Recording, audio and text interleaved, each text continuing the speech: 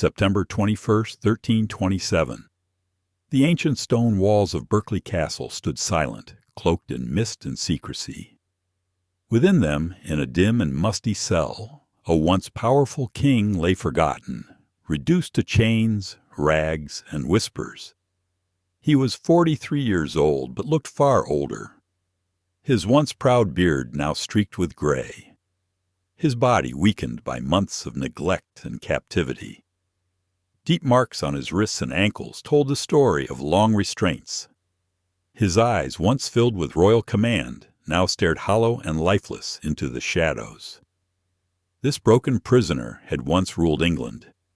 His name, Edward II of the House of Plantagenet. That night, under the cover of darkness, 2 men entered his chamber. They carried no sword, only a device of pain, a heated iron rod hidden within a horn casing. What followed has become the most chilling tale in the history of England's royalty. According to legend, the king was held down as the instrument was used to inflict excruciating internal injuries, designed to leave no visible wounds. His cries were smothered with cloth and pillow. The act was swift, silent, and monstrous. By morning, Edward was dead, his face twisted in agony. The official report, death by natural causes. But behind the tidy phrase lies one of history's most infamous acts of royal violence. This story, grotesque, symbolic, and saturated in humiliation, has echoed through the centuries.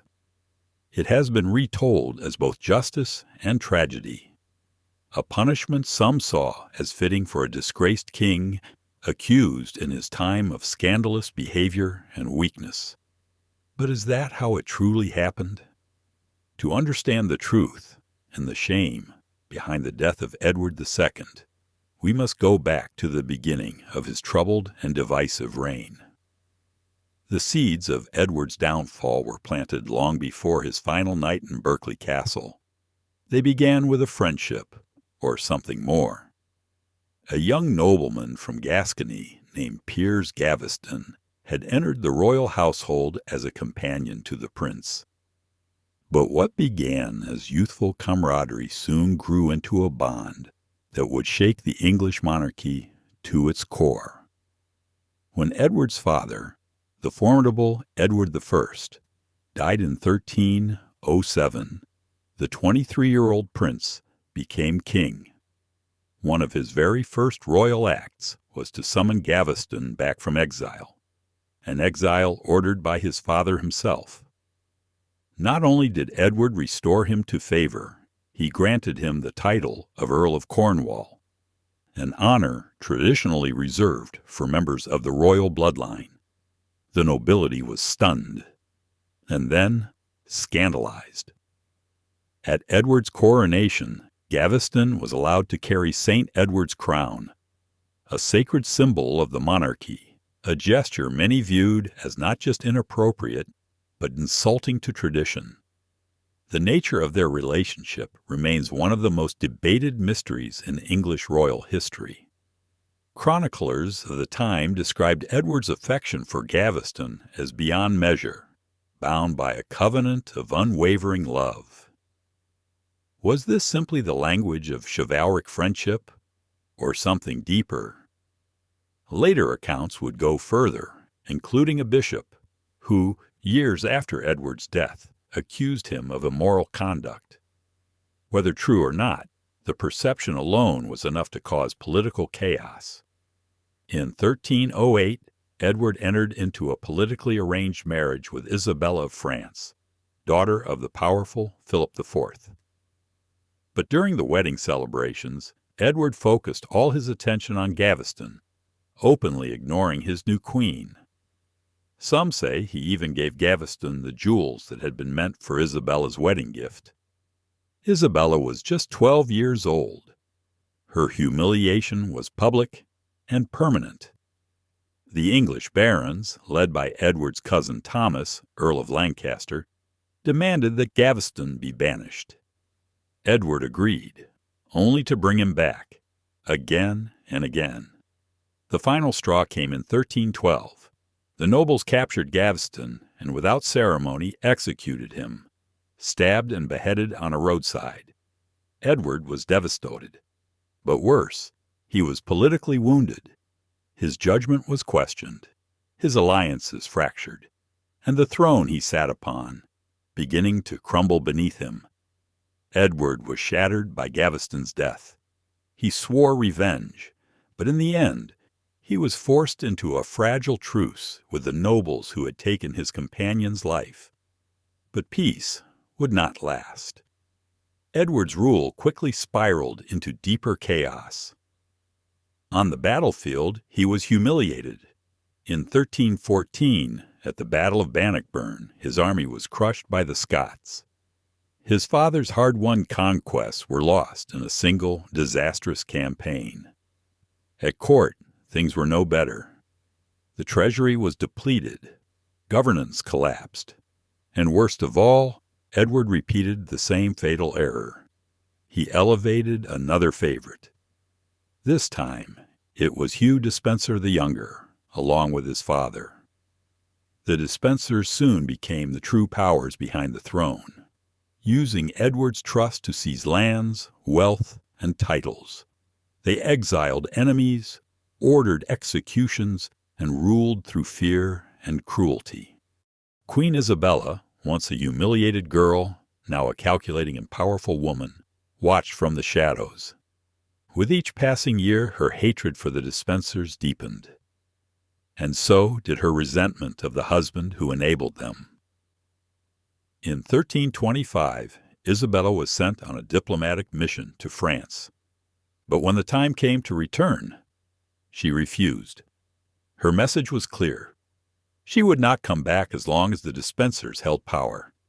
And then everything changed. While in France, Isabella allied herself with an exiled English lord, Roger Mortimer, a man who had escaped from the Tower of London and vowed to destroy Edward's regime. Their alliance became more than political. The Queen and Mortimer were now lovers, united by ambition and vengeance. In September 1326, the two landed in England with a small force.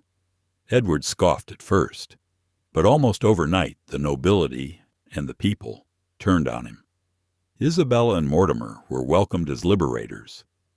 Edward and the Despensers fled west, but they were soon captured. What followed was not just a downfall, it was a spectacle. Hugh Despenser the Younger was given a punishment designed to horrify. He was dragged through the streets by horses, strung up on a gallows 15 meters high, then cut down while still alive.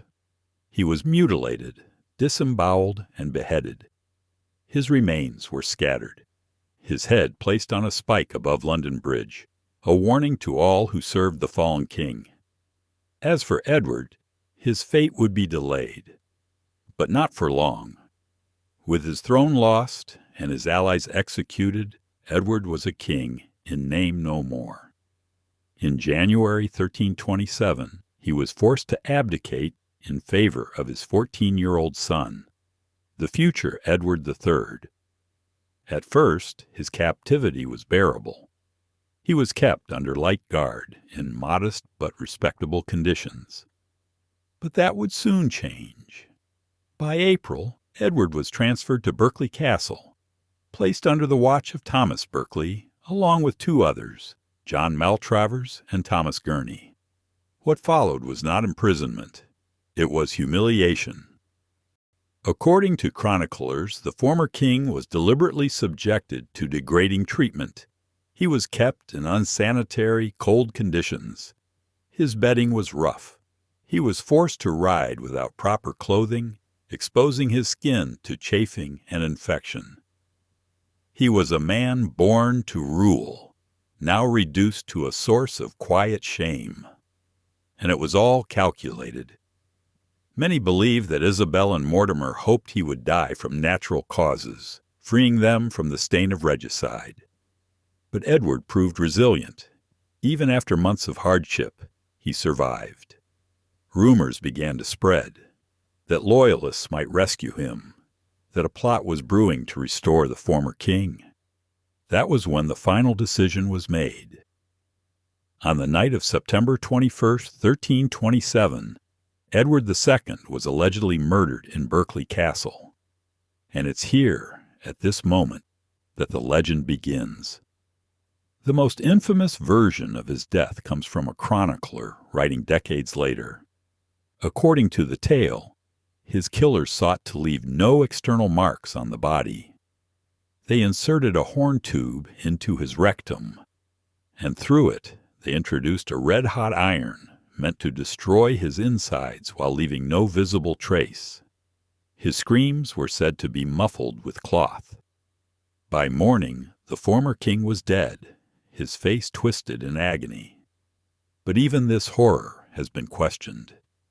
Many modern historians argue that the tale was propaganda, crafted later under Edward III's rule. Its purpose? To vilify Mortimer and Isabella, and to connect the king's rumored private life to his brutal demise. Other scholars suggest a more conventional execution, perhaps suffocation, possibly with pillows, methods that would likewise leave no wounds. And some go even further. A mysterious letter, delivered to Edward III in 1333, claimed that Edward II had not died at all. It was written by an Italian cleric named Manuel Fieschi, who claimed to have heard a confession, not from a murderer, but from Edward himself. According to a letter sent in 1333, Edward II did not die in Berkeley Castle. The letter claimed that the former king had escaped, and that another man, possibly a porter or servant, had been presented as his corpse. From there, Edward allegedly traveled through Europe in disguise, until he vanished into obscurity as a hermit in Italy. Strange? Perhaps. But the theory gained traction when in 1338 a man known as William the Welshman appeared at the court of the Holy Roman Empire, claiming to be Edward himself. Most historians dismiss this as fantasy, and yet a few respected scholars still wonder if there was more to the story. What is undeniable is that in December 1327, a royal funeral was held at Gloucester Cathedral. A lavish tomb was built, still standing today, elaborate, majestic, and silent. Whoever lay inside that coffin had been embalmed, making it nearly impossible to detect signs of trauma. It was a burial fit for a king, but perhaps not the king many thought. When Edward III took power in 1330, he acted swiftly. He had Thomas Gurney executed and forced Maltravers into exile, blaming them for his father's supposed murder. But by then, the myth had already begun to eclipse the man. Edward's death, whether by red-hot iron, suffocation, or fabrication, became a permanent stain on England's royal memory. In the late 1500s, playwright Christopher Marlowe transformed his story into tragedy. His play, Edward II, portrayed the king as a man undone by passion, betrayal, and political cruelty. Though Marlowe never explicitly showed the method of murder, stage productions often did, solidifying the horrifying tale in popular imagination.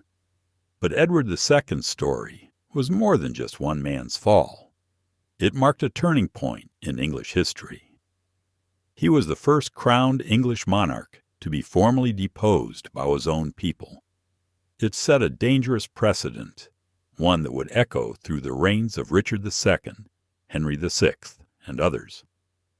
Even more lasting was the narrative attached to his personal life. The link between Edward's rumored sexuality and his disgrace became a cautionary tale, repeated in royal histories across Europe.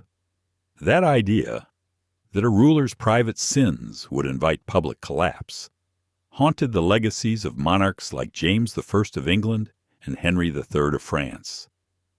And yet, despite centuries of rumor, speculation, and retelling, The truth of what happened to Edward II that night may never be known. Today, nearly 700 years later, visitors still gather before his alabaster tomb in Gloucester Cathedral. The effigy shows a peaceful, noble king, carved in eternal stillness.